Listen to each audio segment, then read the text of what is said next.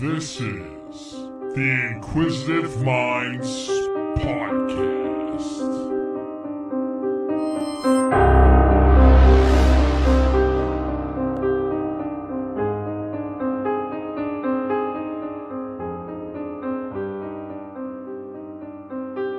Hey, thank you for tuning in to the Inquisitive Minds Podcast. I'm your host, as usual, Johnny Smith. With me today, my guest, you guys know her, you love her, friend of the podcast. She is a lawyer. She is a comedian, but I think her proudest accomplishment is being on episode 3 and 11 of Inquisitive Minds Podcast. Brittany Alexis, welcome to the program. Thank you for having me. Those are my marked accomplishments. We are back with our Mysterious People series, part 2, and today we're going to be talking about D.B. Cooper. Now, I don't have any announcements. You got anything you need to go into, or are we just going to get right into it today? We can just get right into it, honestly. All right, let's rock and roll. What can you tell me about D.B. Cooper? So D.B. Cooper, first of all, this is a real story, unlike the last one that I brought you. This one actually happened. It was actually the subject of the FBI investigation for about 45 years, and it's unsolved, which is why it's Mysterious People. And it's based on an incident that took place on November 24th, 1971, so the night before Thanksgiving. This person is getting into some nefarious activity, which really sucks for all the passengers, but let's get into it. So essentially, it was a hijacking of a commercial plane, and it was one of the first ones, I guess, in American history, or it's the only unsolved one, rather. But essentially, this guy gets on a plane from Portland to Seattle, and let's get into it. So this guy gets and I take that's a relatively short flight, I take it? That's what I would think. I can't imagine it being too long. Maybe an hour, if maybe 45 minutes. They probably don't even serve food on this. It's domestic. Yeah, more than likely. But so essentially this guy gets on this plane. His name is, from what we know, D.B. Cooper. He's also been identified as Dan Cooper, even though this person hasn't been identified. And I have notes in front of me, so that's what I'm looking at. But it's kind of crazy. So essentially what happens is this guy named D.B. Cooper is on a plane. He lights a cigarette, because you were allowed to do that in 1971 on the plane. Which we at Inquisitive Minds are pro that era. Yeah, it was definitely a different time. So he lights a cigarette, and he's sitting in an aisle seat, which I guess is important because of what happens later. But he's sitting in this aisle seat on flight 305, and he lights a cigarette, gets a bourbon and a soda, and he gives a note to a flight attendant. And the flight attendant's name is Florence Schaffner. She's 23 years old. She's pretty young. So he gives this note, and I guess she didn't look at it at first, so he kind of had to draw her attention to the note. Excuse me, ma'am. I'm trying to hijack you. Excuse me. I won't look at that. But no, so he draws her attention to the note, and she looks at the note, and it says, "I have a bomb in my briefcase," and then he wants her to sit beside him. And so she does that. And there are more demands. That is a hell of a way to pick up a lady. Yeah, I mean, he could have just said, hey, if you want me to sit by you, all you have to do is I have a bourbon. Would you like to join me with one?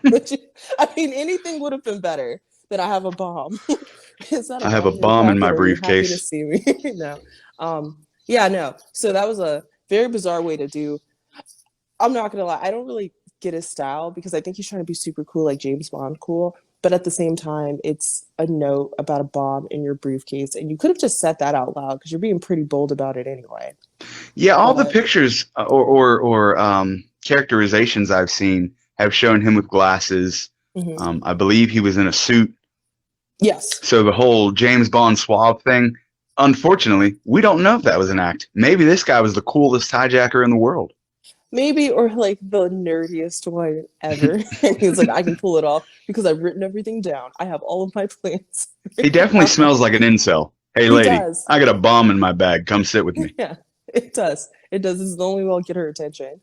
The description of him by the FBI has been, he was a white male, 6'1", 175 pounds approximately, about 40, maybe in his mid-40s. Olive complexion, brown eyes, black hair. He had a conventional cut, which I guess would be, it kind of is like that Mad Men cut where it's on the side, yeah, it seems like nothing about his appearance would really stand out. No, parted on the left. There's nothing about him that's noticeable. I mean, outside of the fact, because I feel like a lot of people would dress up to get on airplanes still in 1970s. I know there was. Yeah, in those times it was an event. You wore a suit, you looked nice. It was an event. So, nowadays, you throw on sweatpants and flip flops, and You're lucky if you showered. Yeah. I don't So know I when the guess last time you've been to the airport was, Brittany, but it is ridiculous there. it is. It is. It is. Even I like to dress up for everything, and even I relax it a little bit for the airport. I put on some sneakers, you know. Yeah, I just throw on some shoes that I can easily get on and off. Yeah, yeah, something comfortable, especially even if it's like a short flight. And also, I do know how long the flight. It's about a 30-minute flight, so it's Oh, not a that's a long very flight at quick all. flight. Yeah, it's not long at all. Um, but yeah, so the rest of his demands were that he wanted $200,000 for parachutes delivered on landing at the SeaTac airport, which that's the part of this story that makes it very unique because a Now, lot of times the airport you said he wanted it at, is that where they were supposed to land anyways? I think I think it is where they were supposed to land, or no, it's not where they were supposed to land exactly. Um, but it's not like that far out. Yeah. Okay. So so yeah, he I can double check because I didn't actually think to look that up. So if you give me a second, I'll have an answer for you and I can keep going. But they wanted to land Okay. at the SeaTac airport, and um, that's what he wanted to do. And that's the unique thing about that is he wanted to take off again and go to Mexico via Reno for refueling. So they would have to refuel at the SeaTac airport and then keep going down to Mexico. But what ultimately happens is he gives his demands to no, it's SeaTac Tacoma International Airport. And so I guess it is where they were supposed to land because it's in Tacoma, Washington. Seattle. Yeah, in Tacoma, Washington. So I guess Okay. that is where they're supposed to land. Um, but he so he wanted to go and continue to Mexico, but you notice he asked for 4 parachutes. And so what Mm-hmm. they've done is they let the authorities on the ground know, and the authorities actually get the money together. They also don't tell the passengers on the plane what's going on. They say they've run into minor difficulties, and like you're talking about a 30-minute flight that was over 3 hours because they're just circling for 3 hours as the authorities on the ground try to get everything together. And I guess they're trying to see if they can like get this guy off the plane, which I don't think that was their real plan. I think they See, probably thought about it. that makes me wonder what really happens up there, because I was on a flight some years back and I was going to New York City from Pittsburgh. Yeah, It was delayed about 5 or 6 hours as it was. yeah, And when we get in there, we get flying, and the flight to New York's, 45 minutes, New York City? not far. It's not long at all. And about 40 minutes into the flight, they come over the loudspeaker and say, "We're going to have to turn around. We're running out of fuel," which didn't make any sense to me, just because in my mind, logistically, it's quicker to go finish the flight. We're almost there. Yeah. So we get back, and for some reason or another, it gets canceled. Canceled. The flight gets The canceled? flight, it got Oh, delayed for dear. about 4 more hours and then finally canceled. This is about 1 a.m. They gave me a ticket for the next flight at 5 a.m. So I was already miserable. Now, when we get there to New York City on the next morning, the pilot comes over the loudspeaker and says, "We're going to be delayed landing." And we circled around for about 45 minutes. He said, "Because there are turtles on the runway." Do you think they were telling the truth? Well, if anybody out there listening works for the airports or anything, if turtles on the runway is code for something crazy, please let us know, because I find it hard to believe that some turtles are going to stop a plane from landing. Yeah. But this Especially guy, after the first one. yeah, this guy can charter flights apparently from place to place, and it's interesting that they say, they didn't tell them there was a hijacking. I understand you don't want to alert people, but at the same time, it's kind of important to know these could be your dying minutes. I mean, yeah, I know. I don't know if that's like a policy throughout the transportation industry because I was on a train one time, and when I was on the train, I think what happened is there was like a tragedy and something was hit. I don't know if it was a person or what happened, but something happened. But they didn't tell us that. They told us that the plane or the train was being robbed, which definitely threw us all into a panic because this isn't 1875. You don't just rob trains anymore. If somebody's robbing a train, it is terrorism. It was like Yes. 2015, 2016. It's terrorism. It's 100% terrorism. And so I'm freaking out like, okay. And we're sitting there for 3 hours. Like we're sitting for 3 hours. I see the cops out there for hours. And so we don't know what's going on. I'm like, it's a hostage negotiation. Any minute, they're taking this train over. Like, I don't know what they're going to do with the train. Well, they're about to send a message because I was leaving from DC. And then, Yeah. You said they were going to send a message, huh? Sending a message. And we had no signal, so I couldn't call anyone and ask. But then I ran into one of my friends on the train. I didn't know she was on the train. Turns out they told them somebody died on the train, which freaked us out even more because it's like, one, you're telling us conflicting stories. Two, what did that person die of? Because the way you're making it seems like it's something that could affect all of us. But dysentery. Like nothing. Nothing. He just died of dysentery. Don't worry about it. Because again, we're on the Oregon Trail. So it made no sense at all. But we're delayed, guys. We had a passenger die of consumption. Got the scurvy. You're like, oh my goodness. Like, hey, I take offense to that. I used to walk around looking like I had scurvy. Did you have scurvy though? Not at all. That's good. I just displayed all the physical symptoms of it. I can get, you know what? I can't even laugh about people having old diseases because I had scarlet fever when I was a kid. So that sounds like a romantic disease, though. Like, I know it's probably terrible, but I've never known anyone outside of you, I guess, that's had it. But it sounds like such a romantic disease. Like, I have scarlet fever. My lover has not returned from war. You know, I will die from a broken heart. Like, that's what it sounds like. But no, it's me and like some 17th century child that had scarlet fever. It's like people who had iron lungs had scarlet fever. I knew a guy with polio. Polio? That sucks. Yeah, his leg was so messed up that he carried a 6-foot walking stick with it. Yeah. And literally was able to wrap his leg around the stick. Man, that stuff is hard. Yeah, it's rough. It is rough. But so yeah, no. Who knows? Who knows what actually happened? But I do think it's a trend where they don't want to alarm passengers, but at the same time, they have had all this time to think of possible excuses, and they have not come up with better ones to tell passengers so they don't freak out. But, the easiest thing to say is we're having mechanical issues. Yeah, and well, they said that, but I mean, you're saying they have mechanical issues. You've been flying around for 3.5 hours for a 30-minute flight. Seems like a little bit more. I dig it. It's suspicious. I'd rather have people questioning than panicking, though. Yeah, so I can get that. But so when they landed at SeaTac, he got his money in the parachutes, and they let all 36 passengers off the plane. So it was a smaller domestic flight anyway. So 4 parachutes. 4 parachutes. And $200,000 in cash. Yes. That's fascinating that they just gave that to him.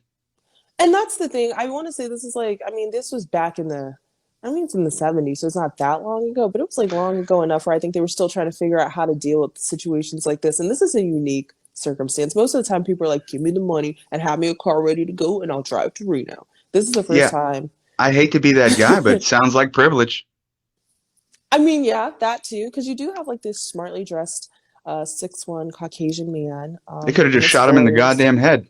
They could have. Called it a day. How did they give him the money? Like, that's what I wonder. You have the time. You're actually interacting with this person, but yet you still give him the money and the parachutes. But he gets the parachutes, and it takes off to refuel at Yuma. At Yuma, Arizona. Yeah. Okay. So this is where it gets real crazy. So while they're on their way to this refueling destination, he parachutes into a thunderstorm. And they've never seen him again. All right. See, that's where the story gets crazy and where it gets interesting. Like, not that it's not already interesting, but what the fuck? I don't know. I don't have any other thoughts outside of that. Like, first off, I want a parachute. Yeah. I'm working on towards the weight limit because there's a weight limit to get on skydive. Yeah. But if I get up there and I can clearly see a thunderstorm, we're calling it a day. I mean, so did they know anything about why he wanted 4 parachutes, anything like that? They weren't able to actually get that information. I mean, I know that when you parachute, you have like your main parachute and then you have your backup. So I think he might have, and this is the thing about it, because they thought either he's a genius like he is very good at parachuting, or he's not good at all at parachuting. And that, I don't know. I think that I get that nerdy vibe from him where he thought that he could pull it off because he did enough research to satisfy him and he had everything thought out and planned out. And so, I mean, I don't know. This is pretty weird because you got this guy in his 40s who's just thinks this is a good idea. Did they speak to anyone on the plane of the crew? Did they get a chance to have any other interactions with him before he jumped? It doesn't seem like they did. It just seems like he kind of kept to himself.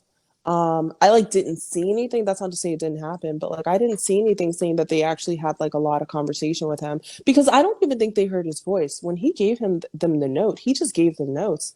I don't think that he actually spoke to them and actually had conversations with them. So they've refueled. They're on their way down. They're flying down to Mexico. They're flying down to the refuel station. Oh, they're still on their way to the refuel station. Yeah, they haven't even gone to the refuel station location that he planned out. And where does he jump? He jumps out on that, between the SeaTac airport and on the way, to Yuma. And do we know what city specifically he was over when he jumped? Well, it's unclear because he could have jumped anywhere from into trees to into the ocean.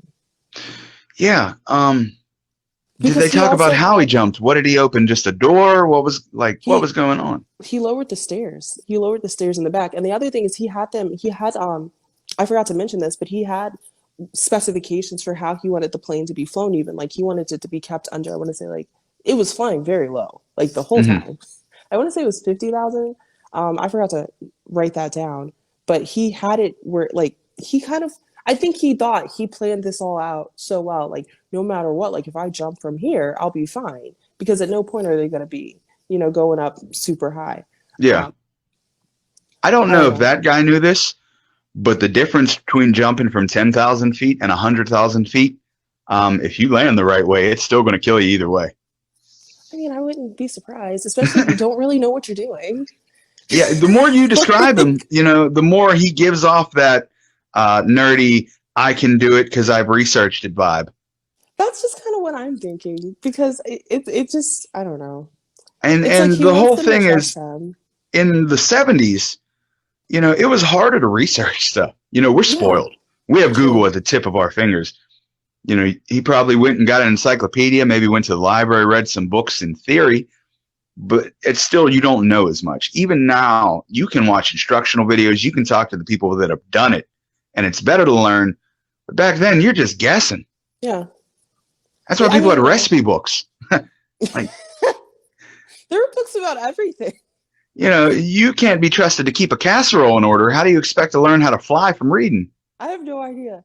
But I think he thought that he would be able, and that's the other thing, because what would have been a better idea probably for him is to commandeer the plane. If he actually had thought of it and thought it, that would make him a target, but to keep the pilot on, I don't know. I think that would have been a better idea for him ultimately, because then you would make sure, if you get your pilot's license, you know how to, pilot.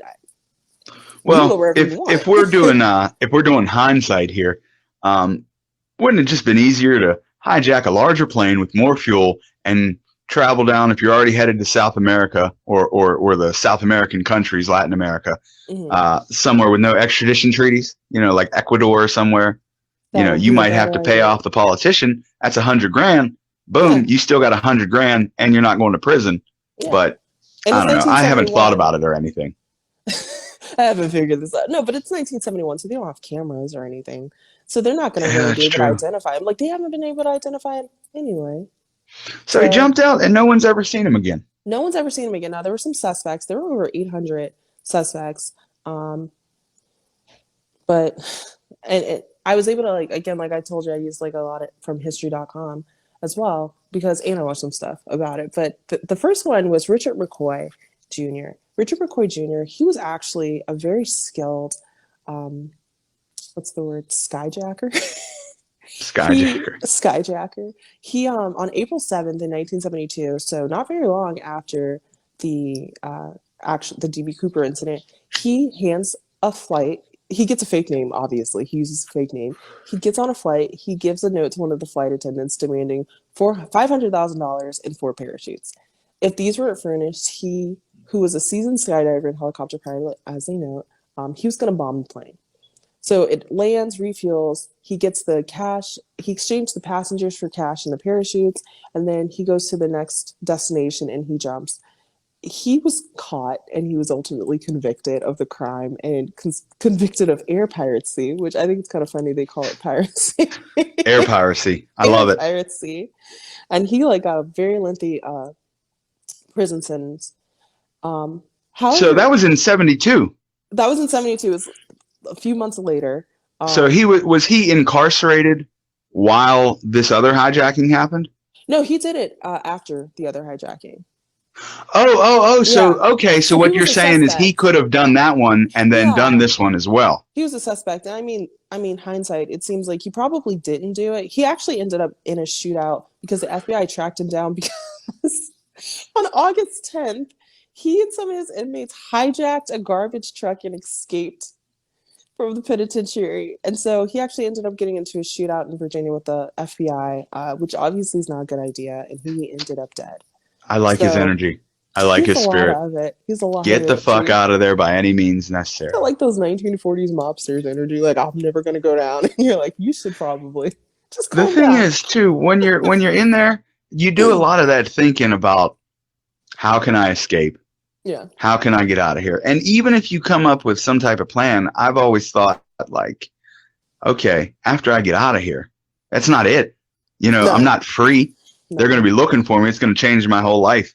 So, I mean, that's balls though. Yeah, it is. And I mean, I think a lot of his thing was impulse because if you're looking at, he committed this crime in 1972 in April. And then he escapes the penitentiary in August. He like really didn't give himself enough time to, I don't think through a plan for what he was going to do. Because like if you and a group of people bust out, you're going to get caught. It's not a good idea to do it with like a huge group where they're all going to know that you're gone. And then you're also making your bed with all these other people whose impulses are the same as yours. And Now so you they are have an idea. you are a criminal defense attorney. Yeah. So I don't have to tell you, not everybody in that lifestyle is of upstanding moral fiber. No, I understand that. But I just There's feel honor like among he should have thieves. thought I will about say it. that there's a certain honor among thieves, but a lot of those guys will just as soon as stab you in the back. Yeah. And I mean, unfortunately, it was it was the FBI that was their undoing. Because he should have known that they were tracking him. It was an FBI case. So Yeah, but people don't think about that. You know, no, they don't. especially when they're doing a life of crime, they don't care. They already know what's going on. He probably thought, I mean, it was over. He got 45 years. Yeah, once you're in there, what's the worst that can happen? You're in there even longer? Yeah. So, You know, people don't realize 20 years, 25 years, that's usually a death sentence. yeah. You know, that's damn near a life sentence. And even if you do your 20, 25 and get out, your life is still drastically different. It is. You know, because we're not all freeway Rick Ross. You know what I mean? Not everybody's going to have that after prison fame and career. Most of us were just douchebags doing bad shit. I mean, if you're thinking about like just technological advances, like if you went in at 1990 and got out at 2010, it is a much different world than it was in 1990. Absolutely. I remember getting out. I did a year, I think it was in around 07. And before I went in, I had a flip phone, whatever. When I got out, I asked my friend, like one of my best friends, to use his phone, and he handed me a Windows phone that had a stylus and was touchscreen and everything. I didn't know what I was doing. Yeah. I couldn't even figure out initially how do I use the phone on this thing? Yeah. You know, so it happens. And I also happen to have a conversations with a friend of mine, actually one specific friend that's ongoing. And he talks about the technological advances. Like if I was born in 1910 or in that time period, why wouldn't you be a bank robber? Yeah. You know, why? Because you were getting caught. You know, you just, as long as you're not there when they show up, you're pretty much good to go. And it's simple. Just go to another state. Yeah. Agencies didn't even talk to each other at that point. No, John Mulaney has like a good joke about that. He was like, as long as I think he says they dressed up like it was church in Georgia. And they would go and they would announce themselves like, it's me and Joe the Scuggins gang. And they did. People It's so romanticized. Yeah. Just because, like, I don't want to say society was better, but society was fancier. Everything was, your appearance was much more important. Like, A lot of Yeah. people, even myself, I'm guilty of it, leaving the house. Sometimes I don't give a shit about what I look like. Yeah. But back then, everything had an air of sophistication to it. Even bank robbers, like you look at Bonnie and Clyde, Yeah. you know, all the pictures of them, they were wearing suits. Yeah. They might have been shot up or beat up, but they were in suits and dresses, or John Dillinger. You know, everything was fancy back then. Yeah. Now it's just whatever. I could have my gun in my sweatpants. Yeah. And I mean, it's just Shout out to Plexico Burrs. Society. Wait, what? Shout out to Plexico Burrs. Oh, it happens a lot though, because you can have, I don't know, things have changed a lot. And when you're talking about, because I was watching a 1940s gangster movie last week, and even in that movie, they could have got away with the crimes if they had just stopped committing so many of them. They were like, just get the hell out of there. Everywhere. And that was their undoing, because obviously everyone's tracking you when you go from state to state committing crimes, and you're known to the police the whole time. And then you start shooting people all willy-nilly. You can't just murder everyone. And a lot of times they announce it too. Yeah. This was the Clive Barker gang coming for you. And they shot people like in the street. You can't follow someone out of a restaurant and then shoot them and then think you're going to get away with it if you do Brittany, it 5 times. It's ridiculous. They were just riding in cars. Instead of robbing a place and then getting to where you need to go, it was a crime event. You know, they'd go in, rob a place, kill a couple people, get a shootout through town, get through there, make it through the next town, get into a shootout there, maybe rob a man for his car, and then finally go to Minneapolis. Like, hey, you guys could have just robbed the bank and got the fuck out of there. No one actually had to get shot because they gave you the money. And the cops got there late, so you were fine. And the thing is, they were almost, I don't want to say they were looked upon as heroes, but the way a lot of those people did it, like especially John Dillinger, I'm here for the bank's money, not your money. Mm-hmm.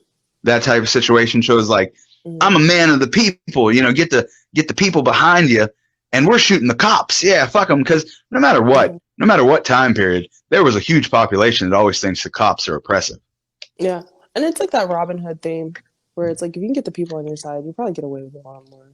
That's all it is. But I don't know. And I think that was a little bit in what's his name? Richard McCoy. I think that idea of let's just do the crimes, because like, I mean, for him to ask for $500,000 and 4 parachutes right after the DB Cooper incident is just like, ooh, probably wait. Well, as a negotiator, you always ask for more than you want. I mean, yes, that's true. And I always tell someone ridiculous things, like, especially for comedy shows. You know, Brittany, you know how it is. You got a show. If it's free, I don't care. It's not what it's about right now. Yeah. But when people ask me, oh, how much would you charge me to do this? I tell them something stupid. You know, something I'm not even worth, and be like, now you come at me with an offer, you idiot. Yeah. And that's, I mean, when I did negotiations, we used to do negotiation competitions in law school. And who's the nerd now? I am the big nerd. Oh my goodness. I'm just playing. No, but I am. You don't understand. I have come such a long way in my nerdiness. I used to read like what's it called? Not even the Constitution for fun. I have pocket constitutions. I have several. That who knows, if there's a constitutional crisis, I have the Constitution with me. So hey man, all people need to know is the first and the second anymore. I mean, that's how people feel, but I feel like we should probably remember the 4th and the 5th and the 6th. Those are pretty important. I think they're all pretty solid for the most part. Yeah. But that's how we act. We act like only the part of the First and the Second Amendment exist, and there are a lot more than shall not be infringed. They'll not be infringed. I just want people to be safe. Shall not be infringed. I don't know if you read the fine print. Like, people go nuts. It's like, well, what about the rest of them? Well, the second one means I don't have to read the rest of them. And it's just like, no, that's not what that means. Those things don't mean what you think, especially depending on, and see, this is the nerd moment, especially depending on how you interpret the Constitution. If you're going by original intent, the Second Amendment might actually just mean that you have a right to be a Minuteman. Like to go arms against the government. Well, I hate to go off on a tangent here, but all those guys screaming about the Second Amendment and all this, the word amendment means things can change. Mm-hmm. So calm your boots there, buddy. It means a lot, yeah. And then again, you have a right to an attorney, and you have a right to due process, and a right to a trial by your peers or jury of your peers. I mean, that's all within those first 10. They were all written at the same time. Yeah, they were So, quality. Plead the fifth, all that yeah, shit. yeah, What is it? The military can't. that's third. I'm Quarter. probably. No, No, pleading you're the fifth right. is not incriminating myself. Yeah, no, Uh, no, no. I'm saying the one that you're talking about, the military not being is like allowed they to can't just come in quarter and themselves. yeah, That's the there you Third go. Amendment. Yeah, there's a lot of good Yeah, stuff in there. People need to yeah, learn. yeah. And then Freedom of the press, freedom of first speech. one. Freedom of speech doesn't mean freedom of consequences. No, Yeah. especially considering threatening speech and lies. Like fraud would not be illegal if freedom of speech meant you can say whatever you want without Well, that's why we consequences. have slander and libel and all that. Like you So can't like yeah, it's free, but you can't be willy-nilly and just do dangerous shit and expect no, no consequence. We're and getting give way people off consequence. topic here though. We are. We're talking As about First usual. Amendment. Okay, Um so there was another suspect after Richard McCoy. His name is Robert Rackstraw. He was a former pilot and paratrooper. So that is a good lead because you have someone who would have experience as a paratrooper, which is the mhm. correct term for a parachute person. It's not parachutist, like I probably previously Hold on. stated. Hold on. It's paratrooper. I like parachutist. I prefer that term. It sounds very fancy and regal. Here at Inquisitive Minds, we're going to use parachutist. We're going to use the term parachutist. You can use paratrooper if you feel like it, but He was he's a parachutist in the experienced. service. Parachutist. Yeah. It has an accent on the I. Um,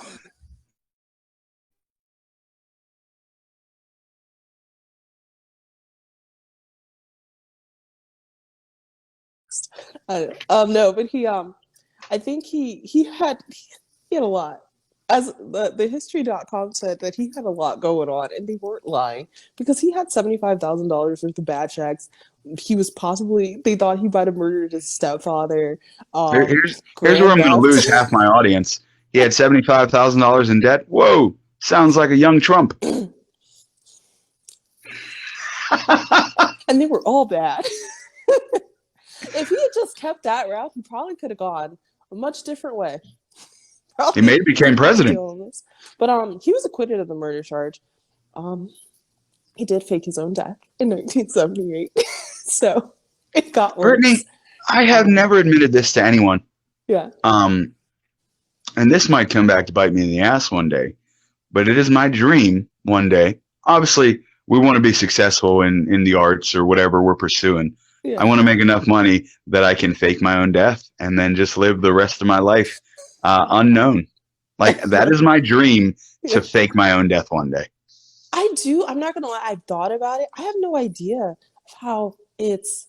I okay. At the same time, I can't see how it's possible, but I also very much can see how it's possible because I think to some extent, like all of our like everyone has their own value of themselves in society, and Hmm. I think sometimes our value may be overinflated or less Oh, inflated. Not that definitely. we're not valuable, but I think that sometimes we think we're not noticeable at all, or that we're extremely noticeable. And so I think for most people, not that they're not noticeable, not that they wouldn't be missed. I think if you disappeared, I don't think they would have leads. I think that's where it comes in. So a lot of people, like you probably could fake your own death. Well, the thing is, It's I have a lot of possible. friendships, but I Yeah, don't have any connections outside of like my mother that would lead me to like, oh, he left his kids or he left his wife or anything like that. yeah, And I'll be honest, my mother's not going to be around forever. yeah. So You don't as have long to as I fake can, your own death. well, it's, Don't do it's an it. eventual goal one day. And I will say though, I'm not a Nazi, but I'm Yeah. definitely going to Argentina. Okay. From what I understand, Argentina's nice. Argentina is a great place to retire and not be known. That's what I've heard. It is Yeah. nice. So I can get Mengele that. did it. Hitler may have did it. That's interesting. I've never really done a deep dive into that, but that is Oh, it's interesting. fascinating.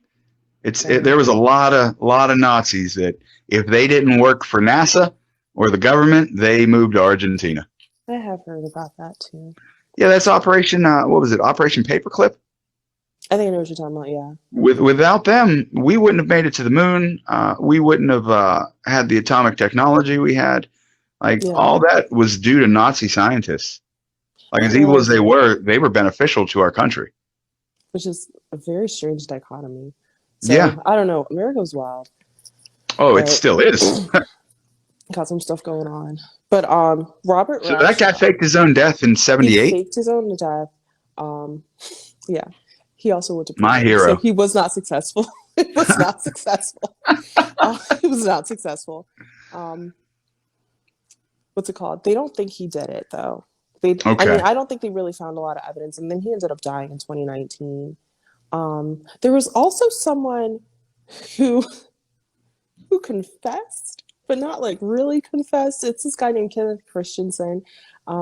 He did work for Northwest, the hijacked airline, as a mechanic and flight attendant. So I mean, that's good enough. That's a better link than I think the other ones, because the other ones, their link is they had criminal tendencies and they did a lot of things that they weren't supposed to be doing. A lot within the vein of Excuse me. hijacking air. Oh, sorry. You No. good? Oh, Mhm. but a lot within the vein of hijacking airplanes and parachuting, if you They prefer were that term, parachutists. parachutist. So I can understand why they would have been connected, but I mean, as far as like a link before their criminal behavior, it doesn't seem like there really existed one. But with this guy, on his deathbed, he was like, "There's something you should know, but I cannot tell you," and then he died. So And he that had was been a it. military paratrooper. He had been a military paratrooper. Um, I don't know. He did I have will refer to cash. him as a government parachutist. Yeah.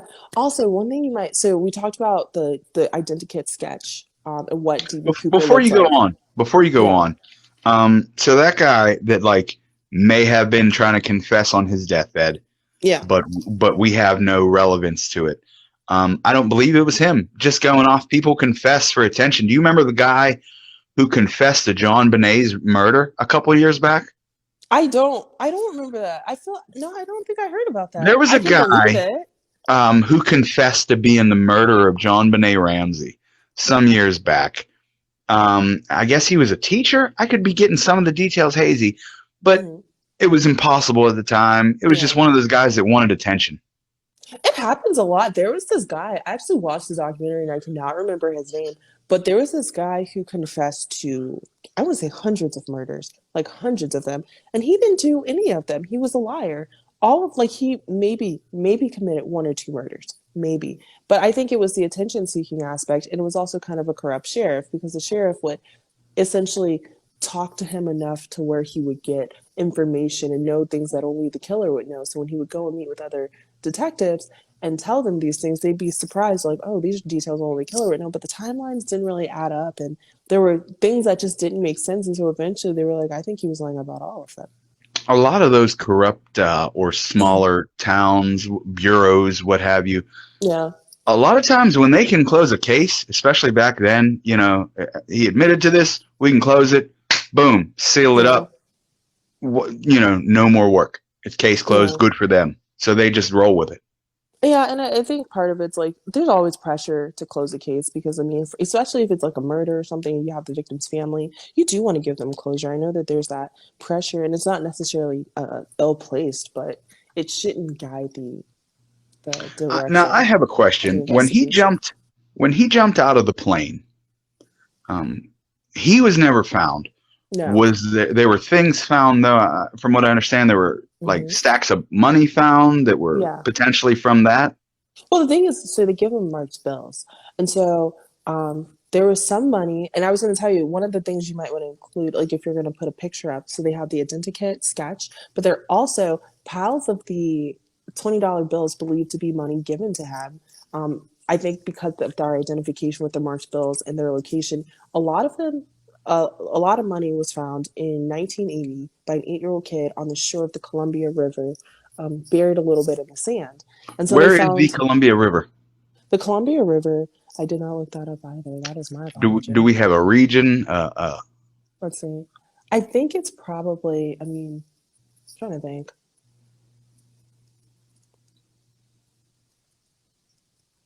It was found at the bank, so a little boy uncovered it By a under the little sand. boy. Yeah. And apparently it's a very dangerous river near Portland. So it's kind of Okay. close to the initial location. He didn't jump very much like longer after they took off. So like Okay. it wasn't like he was riding for quite some time. It kind of seemed like that's another thing I think, because it kind of seemed like maybe he got spooked and didn't really know when he was going to jump, or maybe he thought he could jump in a location that he was familiar with, and that way he could parachute down and then Do you think go that on was the home. plan the entire time? It was never to go to Mexico. It was just a jump during this flight to throw people off topic. I think it could go either way. I mean, it could be the plan the whole time. Um, to go to Mexico, which would be beneficial for him because, like, again, it's 1971. He's in Mexico. He could probably, not blend in. That is one thing. He wouldn't blend in, but he could probably find some locations, especially considering he has all this money in cash. So he Yeah, could probably pay his way. he could be the gringo down the corner who doesn't say much. Yeah, and like, who knows? Maybe he was going to go to Argentina. You never know. But then at the same time, maybe his plan was to jump closer to home. That way they're taking off. They think the plane has gone much further and they're actually, contacting law enforcement down in Mexico or Reno or wherever he's going to stop.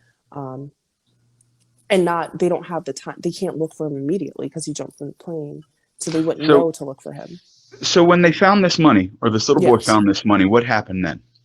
So they, so the other things that they had is they had the ransom note that the flight attendants, there was nothing that they could, really gather from that. Was it handwritten?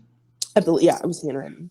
But this was before the time of like handwritten analysis and databases and all that. Yeah, it just doesn't seem like they really gathered a lot of information from it. And it's also probably like it's a short note and it's a list. So there's not a lot going on with that. They had some cigarette butts, but again, it's 1971.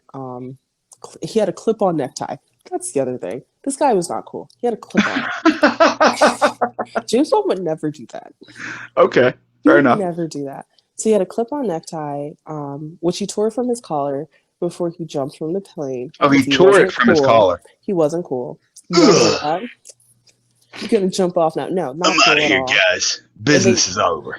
Yeah, and also the other thing to note about fingerprint analysis is that like fingerprint analysis is like kind of hard to get. You're not going to get it most of the time. I remember one of the biggest things that I have issues with in cases is people like, well, there were no prints. And I'm like, yeah, obviously there were no prints. You're not going to have prints on probably anything in your house. You're not going to have prints on your door handle because you smudged them. You're not going to have prints on your phone because you're constantly dragging it. Like, you're not going to be able to get prints like even today. And so if you have prints, that's special, but TV is to blame for a lot of that. It's called the CSI effect. Yeah. Yeah, like TV makes it seem like, okay, get the fingerprints, get the strain of hair, we'll catch them in a minute. Yeah, you all. And even if you get those things and they return a result, it's going to take months. It's going to take so much longer than that, even if you make it a priority. Like, you're not getting that answer today. It's not you go to the lab and you're like, what's going on, doc? And they're like, okay, so we're working this coordinate and this other thing, and then we found out that it's this person. It never happens like that. That's not real. On the movies, they have an immediate result for whoever's fingerprint it was. Yeah, like 30 seconds, they're like, oh, it's Chuck. Yeah. He's in the Bronson neighborhood. Go get him. Go get him. Yeah, it's like always what? like that.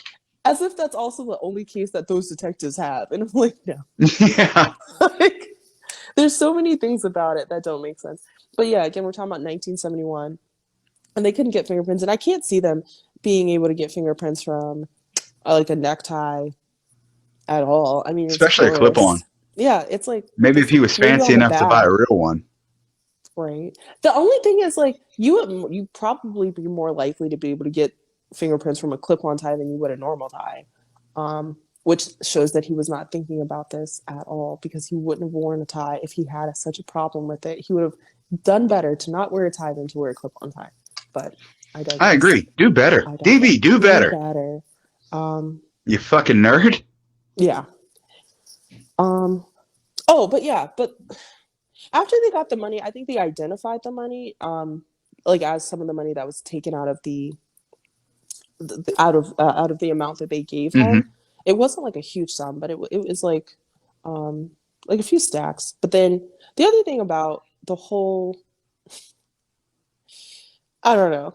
So he found that, first of all, they were rotting. So it's important to note these $20 bills were rotting. They had been in water and in the sand. So it wasn't like they were hidden. They weren't. It wasn't like someone dug a hole, put it in there. It was just lost money. No, it doesn't seem like it. Because before we go on, Brittany, just want to take a minute. Check out the Halloween shirts, guys. Nice. Inquisitive Minds Halloween shirts. Get them in the store. Different colors. Help support the podcast. Everything helps. And this podcast today is sponsored by Tenacious Detail, your mobile car detailing solutions.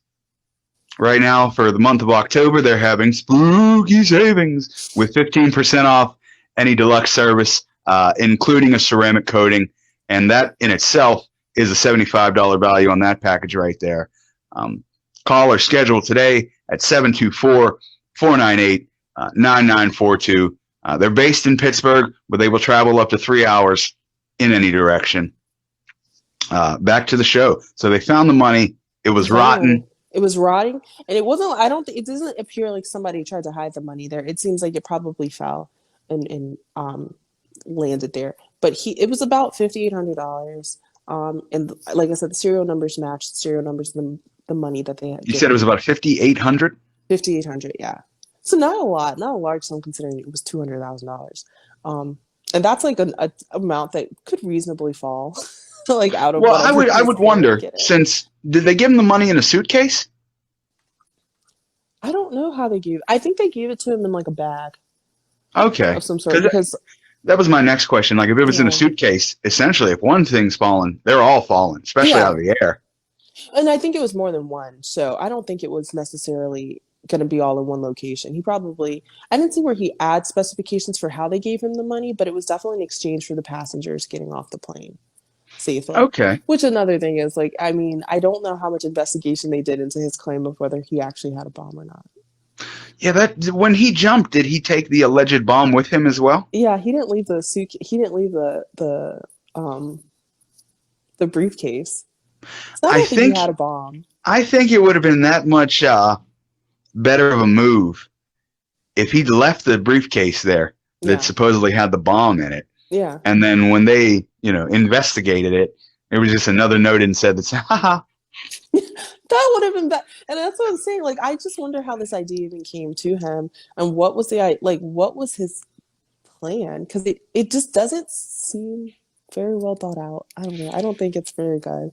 It doesn't seem. Did they find anything else? Did they find a case? Did they find there was 4 parachutes? Did they find any parachute markings in the trees? Anything? No, they didn't find any of that because a lot of people don't think he survived. Like, and that's the crux. A lot of people just don't think he survived. I mean, you're talking about somebody who parachuted and jumps out of a plane at night in a storm. Now, that is not an intelligent move. You have no visibility. His remains, I guess, I've had Bigfoot experts on here, and I asked them about if Bigfoot's real, where are their remains? And they say, in the wilderness, when something dies, it gets eaten, torn apart. So I imagine if he died, that's what would happen with his remains. But you would think they would have found some type of clothing, something that wasn't edible, I guess, is the way I'll put it. Yeah. I mean, something that wasn't edible. I don't know. Who knows? Maybe he could have tried to undress himself. Maybe the whole outfit was clip-on and he tore it apart as he hurtled to the ground. I have no idea. Do you remember those basketball pants? Yeah. Oh, my God. I had a pair of those, and I could never get them to break away in one pull. Yeah. I always looked like a halfwit. I thought I saw a breakaway romper the other day. I was going to buy it. But oh, my Lord. A breakaway romper. Yeah. I need to get out of this romper immediately. What's up? I don't know. Have like a suit on underneath. That'd be kind of cool. I know a lot of people think, or the general consensus is, that he died. He didn't survive. It doesn't seem like he survived. I think it's so much more fun to think he did. That he died? No, to think that he lived. That he lived? I mean, yeah. Because it's very interesting. Hasn't been found. Yeah, he hasn't been found. No traces of him have been found. He could have went and lived his life, wherever. And especially since it was the early 70s, and they didn't have all this crazy stuff. They didn't have a description. He could put on a T-shirt, take the fucking glasses off, and he's good to go. Yeah. What? You look like a white man. Yeah, so does everybody else. I mean, and that's the thing. He was unremarkable. Yeah, nothing fancy. No. He didn't have any cool tattoos, but he thinks he's cool with no tattoos. I'm not buying it. No. And so, but there was another thing I did want to mention that I found on the FBI database for this. So it seems like in the Daily Telegraph, which is a London, England paper, London, England newspaper, one that is still in production. There was an article, May 28th, 1971, which would have been a few months before this November incident. And there was a plot with an unknown subject using the name Mr. Brown, which is a B. This person. We're pulling it together with strings now. Okay. There was a B in his name as well. There is a B. But this person, he essentially pulled a DB Cooper on the Qantas airline at the Sydney International Airport in Australia. He wanted £235,000 ransom money after a bomb threat. The aircraft involved was a Boeing 707 airliner, which is the same one. Boy. Another B, another 707. It's like this guy stole a Buick, and then 6 months later, another guy stole a Buick. They must have been connected. But the other thing, it's the Buick boys. Buick boys strike again. No, but so there was an identikit done of this suspect too, and it's another unremarkable, middle-aged white man. And I don't mean that. It sounds rough the way we are unremarkable. I didn't mean it like that. But he's just like a really normal-looking guy in his 40s. It does bear a resemblance to DB Cooper, but the other thing about it is that oh man, this sounds a little racist. How? All these fucking white guys looking the goddamn same. They do. These two men look the same. They do. And I can send you that picture too. But I'm just saying, I don't know. I think that's interesting. I don't think it's him though. Yeah, that's fascinating. He's a copycat probably. I was just going to say, it sounds like he was a copycat, and then the guy in 74 was a bit of a copycat. Yeah. They were all kind of copycats. Some people pulled it off with varying degrees of success. But I mean, ultimately, it seems like he probably just died. It doesn't seem like he was. I think what happened, again, this all like smacks of this guy read a lot of books, thought that he could figure this out because, like, who can't figure out how to jump out of a plane, And like, yeah. The thing I love about our Mysterious People series is that since we don't know a whole lot about these people, it leaves so much room for speculation. Yeah. And that's where it gets fun, because we know nothing about this guy. But depending on how you look at the story, he could be your basic incel. Mm-hmm. Oh, you think I can't jump out of a plane? I read about that. Actually. Or he could be a vigilante, Billy Badass, thinking he survived and he jumped out like a monster. It's just this one, they know so little about DB Cooper, who he actually was. They don't even know what his voice was. Yeah. And even that could have unlocked so many secrets, like what if he had an accent? Or like a very strange voice. Yeah, he could have sounded like he was from another country. There's so many dialects in the United States, they could have pinpointed the region where he was from even. Yeah, but like what if he was like, hey, Yins need to get me $200,000. Probably from Pittsburgh. They're going to be like, oh, we know where that guy is. Yeah. He's like, I'm hijacking the plane, don't you know? I really want to know what his voice sounded like. Yeah. There's nothing, and he's so fucking boring that there was nothing about him to be like, oh, he could be this guy. It's just a white guy who did some shit, and then for the next 50 years, a bunch of people pointing fingers at white guys, or a bunch of weird white guys saying, well, my life was unremarkable, but now that I'm dying, I was DB Cooper. Grandpa was interesting. No, he's not. He was fucking abusive to your grandmother and he died. He didn't do anything interesting. So I don't know.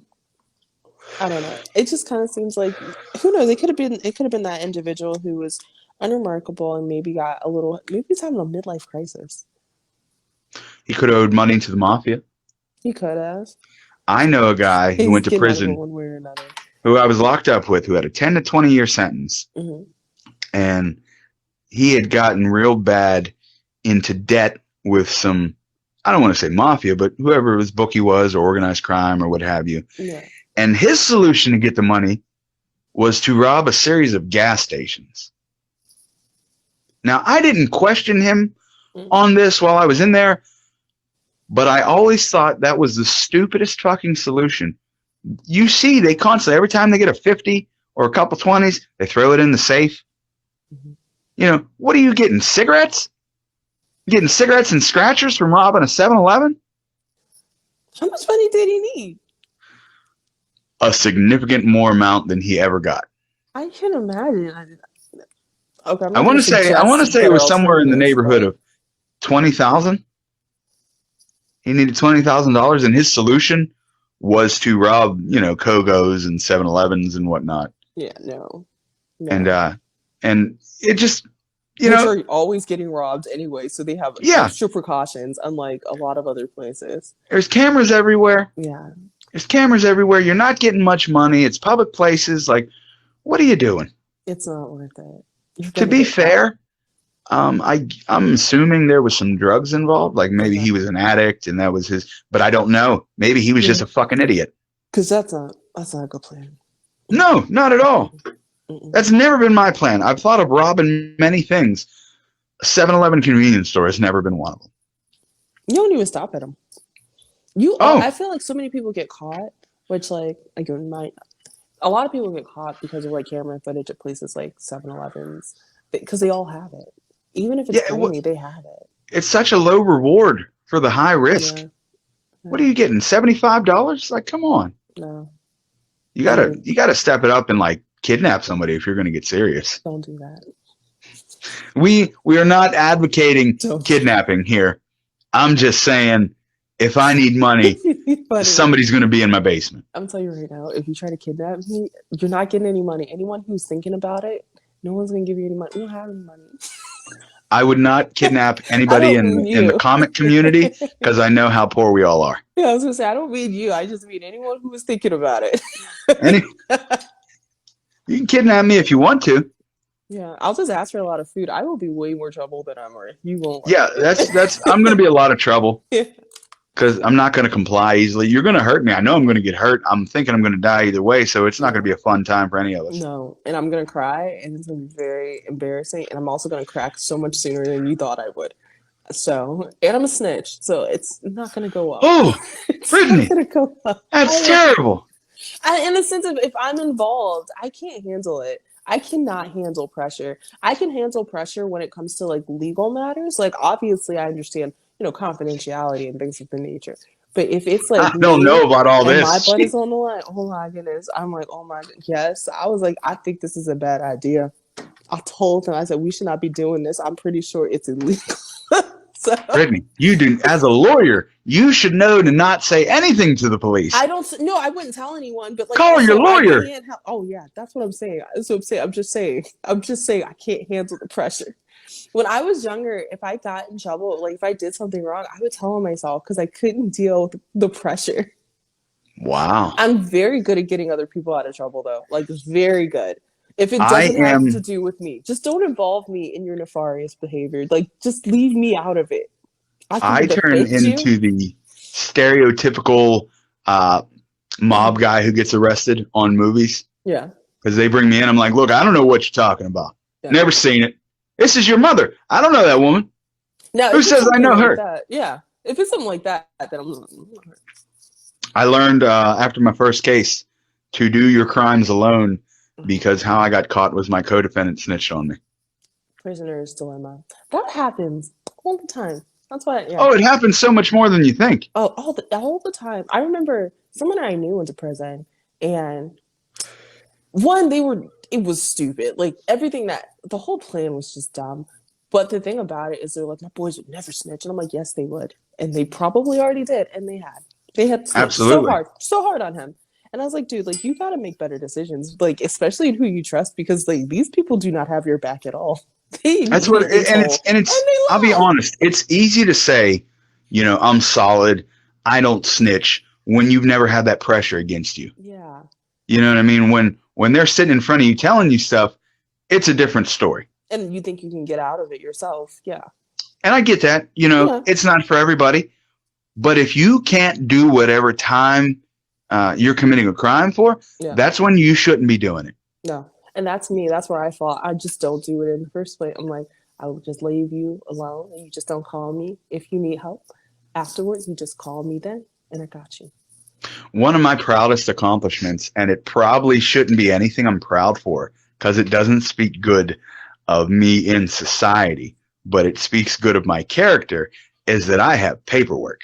You can check. I didn't say a fucking word about nobody. What's T.I. say? Check my paperwork. I'm good to go. I love T.I. T.I. would say parachutist. That's all I'm saying. T.I. would definitely say parachutist. Mm-hmm. He would.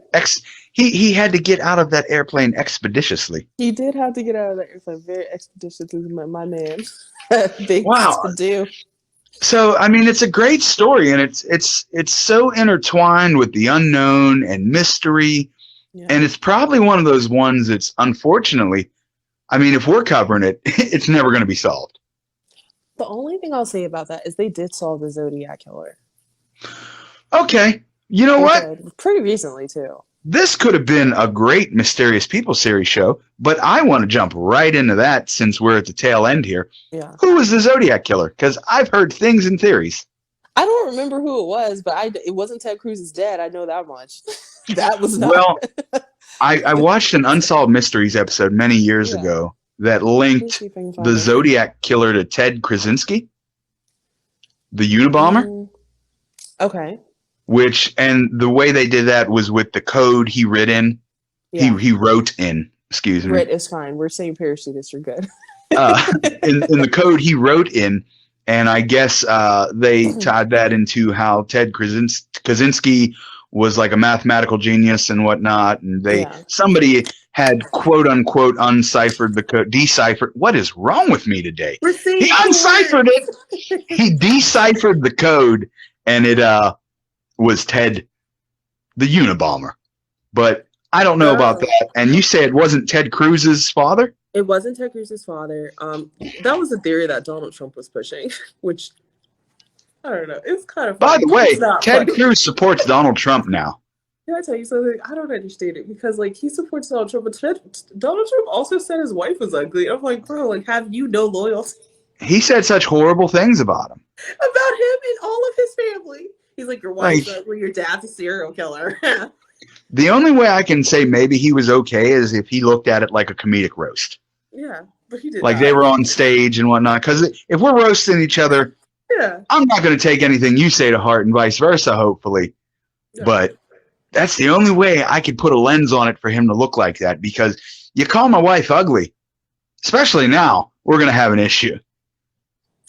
Because, like, if I was the wife, I'd be like, okay, so you're just going to get away with that? Yeah, exactly. What do you say to your wife? Okay, interesting. So I'm sorry, honey. I didn't defend your honor. At all. And then you endorsed him. Have fun with Donald Trump tonight, because I'm going out. No, but you asked me who the Zodiac Killer was. So the Zodiac Killer was Gary Leon Ridgway, who was also known as the Green River Killer. Hold on, they were one and the same? Yeah.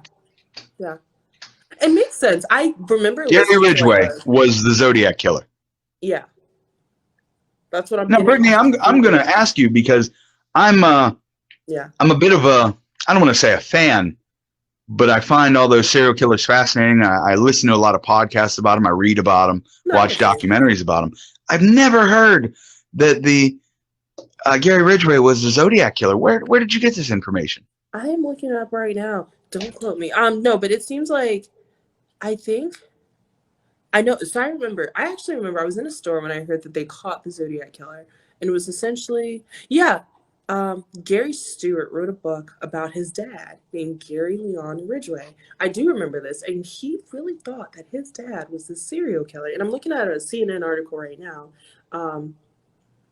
but he believes that his dad was the serial killer. And it seems like at some point this story was verified. And he's thought it was his father for a very long time. The book is called The Most Dangerous Animal of All, which I do believe is based on another book with the same name.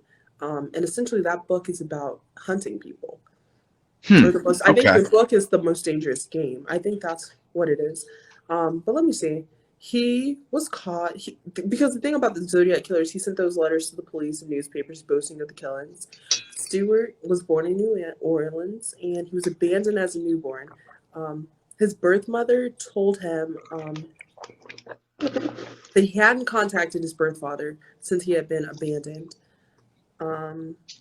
This is Gary Ridgway's son? Yeah. And so at one point, he saw a television program where they were showing a wanted poster in San Francisco in 1969. Yeah, I think. Oh, and so the guy he lived with was his dad. He wasn't abandoned by Gary Ridgway. He lived with Gary Ridgway. Okay. And he's like, Dad, it's you. He like sees him on the screen. He's like, that looks a lot like you, Dad. Wait, no, I reversed that. He had a picture of his father. And he went and looked at the picture and was like, yeah, I'm pretty sure it's my dad. And Now, the thing is, this guy had been telling them for years that it was his dad. Like, in 1969, he took out, like, a picture, and he was like, no, that's my dad. So he's been thinking this for, like, his whole life. Now, not to be a stickler here, but I love facts. Outside of that, like, there seems like a lot of correlations and speculations on the point of the son, but it was officially never closed that he was the Zodiac killer? I'm not sure because it was just another claim. I don't think it was. I'm trying to find if it was. There's conflicting reports because one of these things, this case like was solved like pretty recently. It was solved in, I want to say, 2016. So I don't know if it's like officially been closed or if it's not officially. I want to go on a limb and say it's not officially closed. Following that type of stuff, I feel like that would have been news that I would know about specifically. I just remember hearing about it on the news. And wasn't there a Zodiac movie fairly recently around 2016? It was before that, I want to say. Okay. You're talking about the one with, I want to say, Johnny Depp? I don't know. I didn't see it. There might have been another one, though. But it was within the last 10 years or so, if I'm correct. Yeah. Okay. That's my belief. I didn't see that movie, though. Neither did I.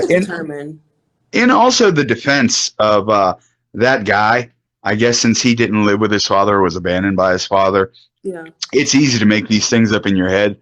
The first time I can remember meeting my father, I was 12, and I didn't know much about him. The only thing my mom told me was he had a bunch of tattoos, which he didn't. It's not a bunch. He had a couple. He had a bunch of tattoos, and, as a small child, I thought he was a bigger guy. So I was convinced for at least a day or two, my dad was probably the Undertaker. Okay. And, for about a day as a 12-year-old, I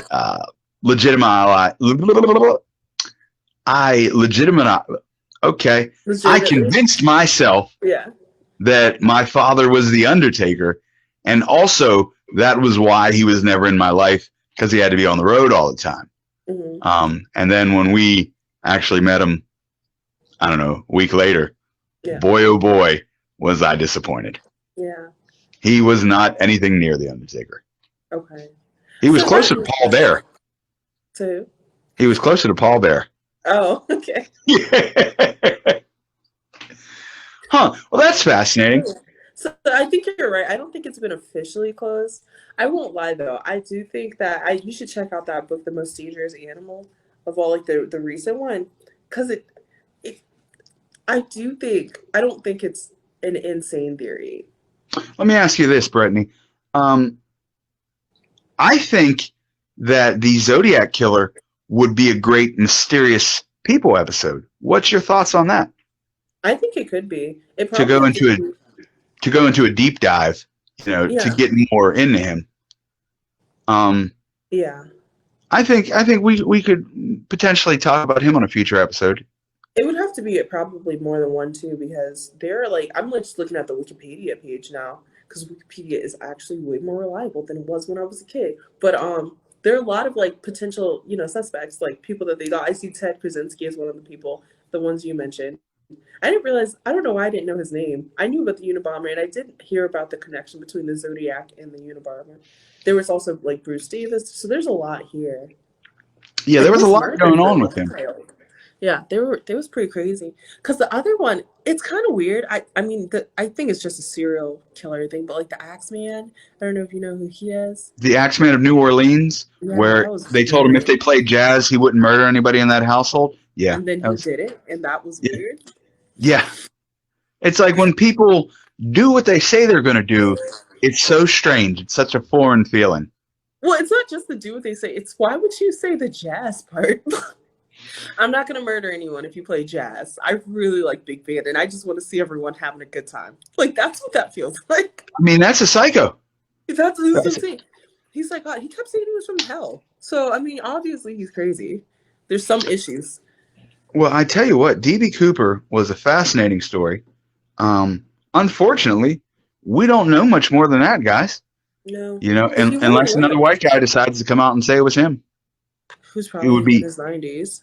yeah, I was going to say who'd be in their 90s at this point. Yeah, He might not even remember doing it. yeah. It happens a lot, though. I mean, you do have people admitting guilt later in life. That lady who had accused, um, oh, I know what you're talking about, Emmett Till. yes, the lady who had Yeah, accused Emmett Till on her deathbed yeah. finally came clean. Which it's I like, did. oh my goodness, like I We don't did know a why you two-part. did this. Yeah, we did a two-part episode about that on What in the History with Dan Brady. You guys can check that out. But I just want to go on record and saying again, fuck that lady. Fuck that lady. I You hope don't child get she murdered. suffered her whole life. I hope that it haunted her whole life. You don't do that to a family and then to a child. She was lying. Like that's the thing. She was lying about it. There was nothing to lie about And she knew what the consequences were. the whole time. They weren't going to She's give him a not. stern talking to. No, they were gonna murder him, and he was a kid.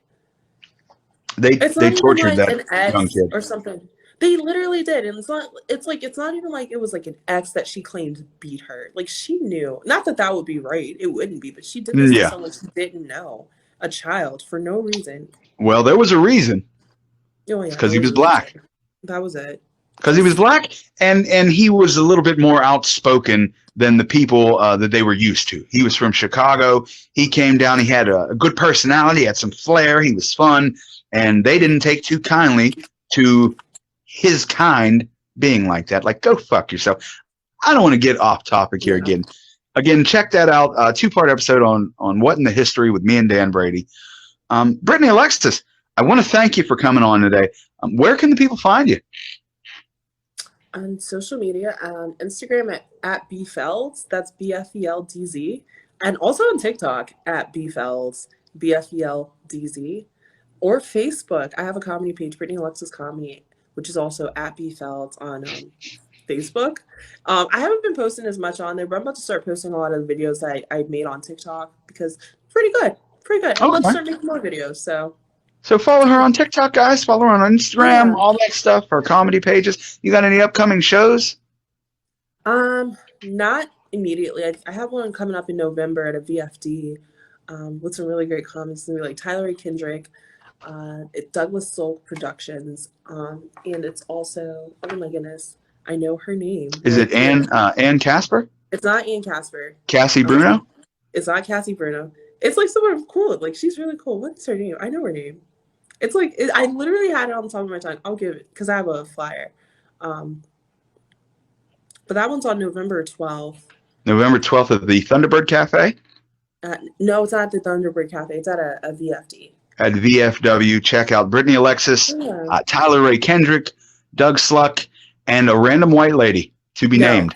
She's not random. She's very, very talented, and I like her a lot. Let's see. What is her name? If only we knew who she was. If only we knew. We will know. Oh my goodness. Oh my goodness. Oh, wait, I'm not trying to give shade to this lady, but if she were talented and you liked her, you'd know who she was. I do know who she is, and she's really funny. And I have her name like right here. It's like literally like right here. Here we go.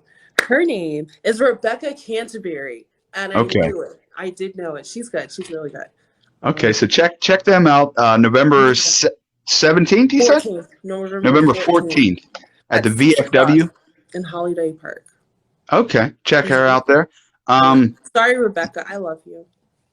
So she claims. I do.